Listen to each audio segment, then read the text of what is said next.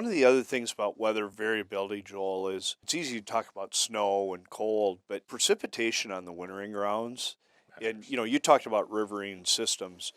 A lot of those systems, if you're in Arkansas, Mississippi, Louisiana, Kansas, all that part of the world is highly dependent on riverine systems. And, or catching water in the odd rice field, right? And when it's dry, I think that world looks a lot different and a lot less attractive to where ducks are. We talked about settling on the prairies in response to water. I think the ducks are probably doing the same thing on the wintering grounds.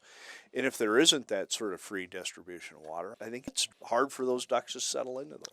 Frank, are there some data sets that support kind of maybe a delayed migration or maybe a northward shift in harvest? Yeah, those are two different sorts of questions. I'd say the best data recently has been by the folks at University of Missouri. Lisa Webb, PhD, and she's actually a federal co-op person, and she had a great postdoc and found delayed migration, and she didn't see that much change in the actual wintering site. Okay. It took mallards longer to get to Arkansas, but basically the centroid of where all the mallard locations were in Arkansas, it only moved like 100 miles north. That's not very dramatic. Now, what's interesting in the very same set of analyses, it looked at pintails.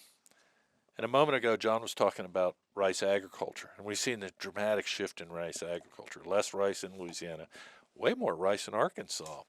And the pintail distribution moved a long ways. So pintails were really responding to the rice in Arkansas. And the center of the distribution of pintails jumped from Louisiana all the way to Arkansas. And that was pretty surprising. So it's not that migration sites are different. That was driven, we think, by the changes in habitat and specifically rice agriculture. Whereas mallards, not that big a change. So I think that was a really cool study.